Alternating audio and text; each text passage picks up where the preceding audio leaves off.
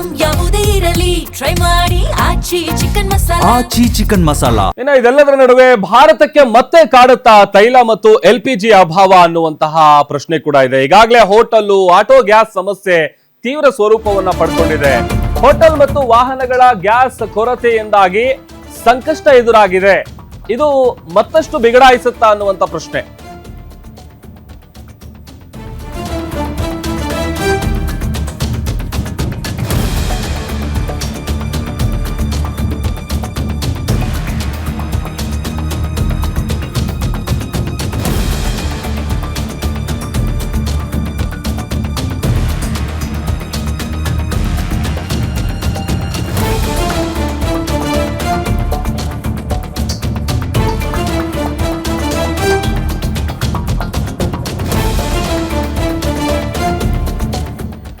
ಒಂದ್ ಕಡೆ ಸಂಧಾನ ಸಭೆ ಫೇಲ್ ಆಗಿದೆ, ಮತ್ತೊಂದ್ ಕಡೆ ಭಾರತಕ್ಕೆ ಮತ್ತೆ ಕಾಡುತ್ತಾ ತೈಲ LPG ಅಭಾವ. ಈಗಾಗಲೇ ಹೋಟೆಲ್, ಆಟೋ ಗ್ಯಾಸ್ ಸಮಸ್ಯೆ ಸಿಕ್ಕಾಪಟ್ಟೆ ಜಾಸ್ತಿ ಆಗಿದೆ. ಅದರಿಂದ ಬಹಳಷ್ಟು ಪರದಾಡ್ತಾ ಇದ್ದಾರೆ. ಹೋಟೆಲ್, ವಾಹನಗಳ ಗ್ಯಾಸ್ ಕೊರತೆಯಿಂದ ಸಂಕಷ್ಟ ಶುರುವಾಗಿತ್ತು. ಆಟೋ ಮತ್ತೆ ಕಾರ್ಗಳಿಗೆ ಗ್ಯಾಸ್ ಸಿಗದೆ ಪಾಪ ಚಾಲಕರಿಗೆ ವಿಪರೀತ ಸಮಸ್ಯೆ ಆಗ್ತಾ ಇದೆ, ಪರದಾಡ್ತಾ ಇದ್ದಾರೆ. ಮತ್ತೆ ಯುದ್ಧ ಶುರುವಾದ್ರೆ ಹರ್ಮುಜ್ ಜಲಸಂಧಿಯಲ್ಲಿ ಸಂಕಷ್ಟ ಎದುರಾಗತ್ತೆ. ತೈಲ ಮತ್ತು LPG ಹೊತ್ತ ಹಡಗುಗಳು ಸುಗಮ ಸಂಚಾರಕ್ಕೆ ಅಡ್ಡಿ ಆಗತ್ತೆ. ಜಲಸಂಧಿ ಮುಕ್ತ ಮಾಡೋದಕ್ಕೆ ಅತ್ತ ಅಮೆರಿಕ ಪಣ ತೊಟ್ಟಿದೆ. ಇರಾನ್ ಕೂಡ ಅದಕ್ಕೆ ಕೊಕ್ಕೆ ಕೊಟ್ಟಿದೆ. ಇರಾನ್ ಮತ್ತೆ ಅಮೆರಿಕ ಮುಗಿಬಿದ್ರೆ ಯುದ್ಧ ಏನಿದೆ ಅದು ಮತ್ತೊಂದು ಹಂತಕ್ಕೆ ಹೋಗುವಂತಹ ಎಲ್ಲ ಸಾಧ್ಯತೆಗಳು ದಟ್ಟವಾಗಿದೆ. ಪಾಕಿಸ್ತಾನದ ಸಾರಥ್ಯದ ಸಂಧಾನ ವಿಫಲವಾದಂತ ಬೆನ್ನಲ್ಲೇನೆ ಈಗ ಹೊಸ ತಲೆನೋವು. ಯಾಕಂತಂದ್ರೆ ನಾ ಹೇಳ್ತಾ ಇದ್ನಲ್ಲ, ಈಗ ಆಲ್ರೆಡಿ ಈ ಒಂದು ಸಂಧಾನ ಸಭೆ ಏನ್ ನಡೆಯುತ್ತಲ್ಲ, ಅದ್ರಲ್ಲಿ ಆಲ್ಮೋಸ್ಟ್ ಒಂದು ಒಪ್ಪಂದಕ್ಕೆ ಬಂದ್ರೆ ಯಾವುದೇ ರೀತಿಯಾದಂತ ಸಮಸ್ಯೆ ಇರಲ್ಲ. ಅಟ್ಲೀಸ್ಟ್ ಇನ್ ಮುಂದೆ ಆದ್ರೂ ಈ ಏನ್ ತೊಂದರೆಗಳಾಗ್ತಾ ಇದ್ದಾರೆ ಅದೆಲ್ಲ ಸರಿ ಹೋಗ್ಬೋದು ಅನ್ನುವಂತ ನಿರೀಕ್ಷೆ ಇತ್ತು. ಬಟ್ ಈಗ ಆಗ್ತಾ ಇರುವಂತ ಬೆಳವಣಿಗೆ ನೋಡ್ತಾ ಇದ್ರೆ ಅದು ಯಾವುದು ಆಗಲ್ಲ ಅಂತ ಕಾಣಿಸ್ತಾ ಇದೆ.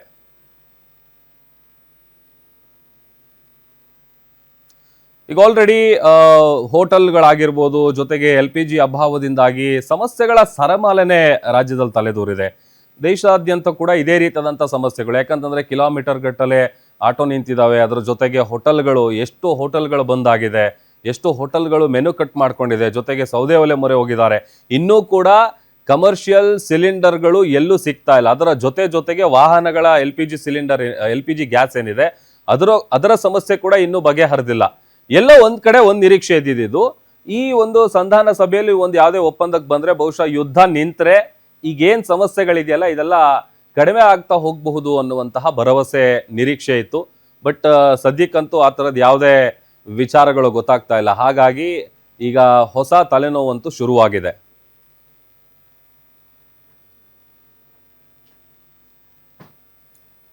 ಎಸ್, ಈ ಬಗ್ಗೆ ಮಾತನಾಡೋದಕ್ಕೆ ಆರ್ಥಿಕ ತಜ್ಞರಾದಂಥ ಸತೀಶ್ ಅವರು ನನ್ನ ಜೊತೆ ಲೈವ್ ಜಾಯ್ನ್ ಆಗಿದ್ದಾರೆ. ಸರ್ ನಮಸ್ತೆ. ನಮಸ್ತೆ ಸರ್. ಸರ್, ಬಹುಶಃ ಇರಾನ್ ಮತ್ತೆ ಇಸ್ರೇಲ್, ಅಮೆರಿಕದ ನಡುವೆ ಯುದ್ಧದ ವಿಚಾರಕ್ಕೆ ಸಂಬಂಧಪಟ್ಟಂತ ಅಪ್ಡೇಟ್ಗಳನ್ನ ನೀವು ಕೂಡ ಗಮನಿಸ್ತಾ ಇದ್ದೀರಿ. ಈಗ ಆಲ್ರೆಡಿ ಸಮಸ್ಯೆಗಳ ಸರಮಾಲೆನೇ ಸೃಷ್ಟಿಯಾಗಿದೆ. ಈಗ ಒಂದು ಸಂಧಾನ ಸಭೆ ಏನ್ ಫೇಲ್ ಆಗಿದೆ, ಅದರ ಪರಿಣಾಮ ಹೇಗಾಗ್ಬೋದು, ಯಾವ ರೀತಿ ನೋಡ್ತೀರಾ ನೀವು ಅದನ್ನ? ಖಂಡಿತ. ಈಗ ನಾವು 30% ನಾವು ಅಲ್ಲಿ ಅವರಿಂದಾನೇ ತಗೋತಾ ಇರೋದ್ರಿಂದ ಆಯಿಲ್ ಪ್ರೈಸಸ್ ಈಗ ಆಲ್ರೆಡಿ ಹೌಸ್ ಹೋಲ್ಡ್ ಐಟಮ್ಸ್ ಎಲ್ಲ ಜಾಸ್ತಿ ಆಗಿದೆ. ಇನ್ಫ್ಲೇಷನ್ ರೇಟ್ ಈಗ ಮತ್ತೆ ಜಾಸ್ತಿ ಆಗೋ ಎಲ್ಲಾ ಸಂಭವಗಳು ಕಾಣಿಸ್ತಾ ಇದೆ. ಸೊ ಒನ್ಸ್ ನಮಗೆ ಆಯಿಲ್ ಏನ್ ಪ್ರೈಸಸ್ ಜಾಸ್ತಿ ಆದ್ರೆ ಹಾಗಾಗಿ ಎಲ್ಲಾ ಪ್ರೈಸಸ್ಗಳು ಜಾಸ್ತಿ ಆಗೇ ಆಗತ್ತೆ. ಈ ಇನ್ಫ್ಲೇಷನ್ ನ ಕಂಟ್ರೋಲ್ ನಾವಿವಾಗ ಏನ್ ಟ್ರಿಲಿಯನ್ ಎಕಾನಮಿ ರೀಚ್ ಮಾಡ್ಬೇಕು ಅಂತ ಇದ್ದು ಈಗ ನಾವು ಮತ್ತೆ ಹಿಂದೆ ಬಂದೇ ಬರ್ತೀವಿ. ಕಾರಣ ಏನಂದ್ರೆ ಆಯಿಲ್ ಪ್ರೈಸಸ್ ಈಗ ನಾವು ಸರ್ವೈವಲ್ ಮೋಡಿಗೆ ಹೋಗ್ತಾ ಇದೀವಿ ಈಗ ಮೇನ್ ಆಗಿ. ಸೊ ಹಾಗಾಗಿ ಯುದ್ಧ ಮತ್ತೆ ಇನ್ನೊಂದ್ಸತಿ ಮಾತುಕತೆ ನಡೆಯುತ್ತಾ ಅಂತ ಇನ್ನೊಂದ್ಸತಿ ಕಾದ್ ನೋಡ್ಬೇಕು. ಇಲ್ಲ ಅಂದ್ರೆ ಖಂಡಿತ ಈಗ ಅವ್ರು ಕೂಡ ಟೋಲ್ ಹಾಕ್ತೀವಿ ಹೀಗೆ ಒಂದು ಜಲಸಂಧಿಯಿಂದ ಹೋಗ್ಬೇಕು ಅಂದ್ರೆ ಮಾಡೋದ್ರಿಂದ ಖಂಡಿತ ಅದ್ರ ಮೇಲೆ ನಮ್ಗೆ ಆರ್ಥಿಕ ಪರಿಣಾಮ ಬಿದ್ದೇ ಬೀಳುತ್ತೆ. ಇನ್ವೆಸ್ಟರ್ಸ್ ಕೂಡ ಯಾರು ಮುಂದೆ ಬರೋದಿಲ್ಲ ಈ ಸಂದಿಗ್ಧ ಪರಿಸ್ಥಿತಿಯಲ್ಲಿ. ಅವರ ಹೂಡಿಕೆ ಹಣಗಳು ಕೂಡ ಈಗ ಅತಂತ್ರ ಸ್ಥಿತಿಯಲ್ಲಿ ಇದ್ದಾಗ ಅವರು ಹೂಡಿಕೆ ಮಾಡೋದಕ್ಕೆ ಮುಂದೆ ಬರೋದಿಲ್ಲ. ಸೊ ಹಾಗಾಗಿ ಇನ್ಫ್ಲೇಷನ್ ನ ಕಂಟ್ರೋಲ್ ಮಾಡೋದೇ ಇವಾಗ ನಮ್ಗೊಂದು ಚಾಲೆಂಜಿಂಗ್ ಟಾಸ್ಕ್ ಆಗೋ ಎಲ್ಲಾ ಸಾಧ್ಯತೆಗಳು ಕಾಣಿಸ್ತಾ ಇದೆ. ಯಾಕಂದ್ರೆ ಈಗ ಆಲ್ರೆಡಿ ಸಿಕ್ಕಾಪಟ್ಟೆ ಸಮಸ್ಯೆ ಆಗ್ತಾ ಇದೆ. ಆಲ್ಮೋಸ್ಟ್ ಹೋಟೆಲ್ಗಳು ನೋಡ್ಬೋದು, ಆಮೇಲೆ ಆಟೋ ಪ್ರತಿಯೊಂದು ಕೂಡ ನೋಡ್ತಾ ಇದೀವಿ. ಇದು ಇನ್ನೊಂದು ಹಂತಕ್ಕೆ ಹೋಗುತ್ತಾ ಹೇಗೆ ಅಂತ? ಬಿಕಾಸ್ ಇಲ್ಲೇನಾದ್ರೂ ಸಂಧಾನ ಸಕ್ಸಸ್ ಆಗಿದ್ರೆ ಅಟ್ಲೀಸ್ಟ್ ಏನೋ ಒಂದು ಖುಷಿ ಆಗ್ತಾ ಇತ್ತು, ಇನ್ ಮುಂದೆ ಆದ್ರೂ ಸರಿ ಹೋಗಬಹುದು ಅಂತ. ಖಂಡಿತ. ಈಗ ಸರಿ ಹೋಗಿತ್ತೆ ಅನ್ನೋದು ಇದ್ರು ಕೂಡ ಅದು ರಿಕವರ್ ಮಾಡೋದಕ್ಕೆ ಕಾಸ್ಟ್ ಅವ್ರು ಮತ್ತೆ ಚಾರ್ಜ್ ಮಾಡ್ತಾ ಇದ್ರು ಅನ್ನೋ ಒಂದು ಸ್ವಲ್ಪ ಆದ್ರೂ ಒಂದು ವಿಷಯ ಇತ್ತು. ಈಗ ಏನಾಗ್ತಾ ಇದೆ, ಸಂಧಾನ ಕಂಪ್ಲೀಟ್ ಆಗಿ ವಿಫಲ ಆಗಿರೋದ್ರಿಂದ ಖಂಡಿತವಾಗೂ ಅವರು ಪ್ರೈಸಸ್ ಈಗ ನನಗ್ ಮಾತ್ರ ಯಾಕೆ ತೊಂದ್ರೆ, ಬೇರೆಯವರು ತೊಂದ್ರೆ ಪಡ್ಲಿ ಅಂತ. ನಾವು ಎಕನಾಮಿ ಹೇಗಿದ್ದೀವಿ ಅಂದ್ರೆ ನಾವು ಎಲ್ಲಾರು ಡಿಪೆಂಡೆಂಟ್ ಎಕನಾಮಿ ಆಗಿದ್ದೀವಿ. ಸೊ ಎಲ್ಲೋ ಏನೋ ನಡೆದ್ರೆ ನಮ್ಮನೆ ತೈಲದಲ್ಲೂ ಗ್ಯಾಸ್ ಸಿಲಿಂಡರ್ ವರ್ಗೂ ನಮ್ಮ ಮನೆವರೆಗೂ ಬರ್ತಾ ಇದೆ ಅಂದ್ರೆ ನಾವ್ ಎಷ್ಟು ಡಿಪೆಂಡೆನ್ಸಿ ಇದ್ದೀವಿ ವರ್ಲ್ಡ್ ಎಕಾನಮಿಲಿ ಅಂತ. ಸೊ ಹಾಗಾಗಿ ಅವರು ಕೂಡ ಈಗ ನಾನೊಬ್ನೇ ಯಾಕೆ ಸಫರ್ ಮಾಡೋದು, ಬೇರೆ ದೇಶಗಳು ಸಫರ್ ಆಗ್ಲಿ. ಈಗ ತನ್ನಿದ್ದು ಪ್ರಾಬ್ಲಮ್ ನ ದೇಶದ ಎಲ್ಲಾ ದೇಶಗಳದ್ದು ಪ್ರಾಬ್ಲಮ್ ಆಗಿ ಕನ್ವರ್ಟ್ ಆಗ್ತಾ ಇದೆ ಇದು. ಸೊ ಹಾಗಾಗಿ ಏನಾಗುತ್ತೆ, ಈಗ ನಮಗೆ ಮೇನ್ ಆಗಿರೋದೇ ನಮಗೆ ಕ್ರೂಡ್ ಆಯಿಲ್ ನಮಗೆ ಆಲ್ಮೋಸ್ಟ್ 70% ವರೆಗೂ ಇಂಪೋರ್ಟ್ ಮಾಡ್ಕೋತಾ ಇದೀವಿ. ಈ ಇಂಪೋರ್ಟ್ ಆಗೋದ್ರಿಂದ ಪ್ರೈಸ್ ಬೆಲೆ ಆಟೋಮೆಟಿಕ್ ಆಗಿ ರೈಸ್ ಆಗುತ್ತೆ. ಈಗ ಪೆಟ್ರೋಲ್ ಡೀಸೆಲ್ ಒಂದು ಕತೆ ಆದ್ರೆ ಹೌಸ್ ಹೋಲ್ಡ್ ಗೆ ನಮಗೆ ಗ್ಯಾಸ್ ಇಂದ ಒಂದಾಯ್ತು. ಸೊ ಅದರಿಂದ ಈಗ ಟ್ರಾನ್ಸ್ಪೋರ್ಟೇಷನ್ ಕಾಸ್ಟ್ ಜಾಸ್ತಿ ಆದ್ರೆ ಯಾರ ಮೇಲೆ ಹೊರೆ ಬೀಳುತ್ತೆ? ಜನಸಾಮಾನ್ಯರ ಮೇಲೆನೆ ಹೊರೆ ಬೀಳೋದಕ್ಕೆ ಸಾಧ್ಯ ಅದು.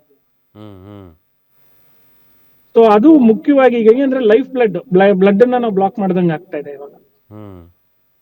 ಅಂದ್ರೆ ಕಂಪ್ಲೀಟ್ ಇಡೀ ಅದೊಂದು ಚೈನ್ ಲಿಂಕ್ ಇದ್ದಂಗೆ, ಒಂದು ಜಾಸ್ತಿ ಆಗ್ತಿದಂಗೆ ಎಲ್ಲಾ ಇದ್ರಲ್ಲೂ ಕೂಡ ಹೊಡ್ತಾ ಬೀಳುತ್ತೆ.